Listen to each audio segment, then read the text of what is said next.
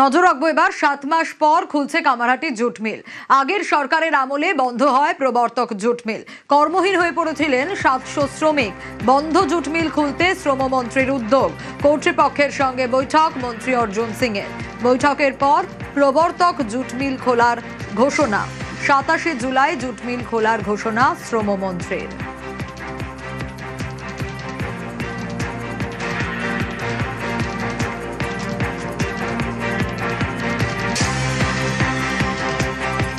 এই দুটো জিনিস দীর্ঘদিন ধরে বন্ধ ছিল, প্রায় 9 মাস ধরে চালু হবে। এখানে সব মিলে 2000 লোক কাজই পাবে। যে 2-3টা মিল এখনো বাকি আছে, অনেক দিন ধরে, প্রায় 6 বছর ধরে বন্ধ আছে। নিউ সেন্ট্রাল বাকি আছে, এরকম 2-3টা মিল আরো আছে, চেষ্টা চলছে ওটাও চালু করা। দেখুন, শিল্পর পরিবেশ তো আমরা বানাচ্ছি, আমাদের মাননীয় মুখ্যমন্ত্রী যে ভরসা দিয়েছেন, তো শিল্পপতিরা তো এখন আসছে, বড় বড় শিল্পপতিরা আসছে। আমার মনে হচ্ছে কিছু ভালো হবে বাংলার জন্য। আমি অনেক খুশি আছি যে জুট মিল এতদিন থেকে বন্ধ ছিল, এবার খুলে যাচ্ছে। এবার যত ওয়ার্কার আছে সবার পরিবার খুশির মধ্যে আছে, আর আমরা যতজন আছি সব খুশ আছি। বলছি, বিজেপি সরকার এই সময় এই নতুন করে আবার চালু হচ্ছে, কি বলবেন সরকারকে?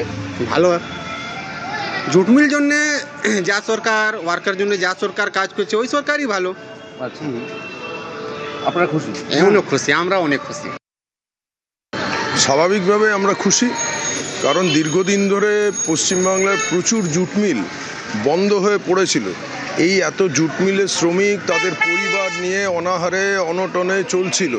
সেই সময় এই যে উদ্যোগ, এবং 27 তারিখ থেকে সেটা কাজ শুরু হবে, এতে আমরা প্রত্যেকেই খুশি যে মানুষগুলো অন্তত দুবেলা পেট পুড়ে ভাত খেতে পারবে, একটা প্রোডাকশন চলবে, একটা অর্থনীতির একটা জোয়ার আসবে। দীর্ঘ সময় ধরে বন্ধ থাকার পর পুনরায় 27 জুলাই শ্রমমন্ত্রী অর্জুন সিংয়ের উদ্যোগ এবং তৎপরতায় আবার ফের চালু হতে চলেছে কামারহাটি প্রবর্তক জুট মিল।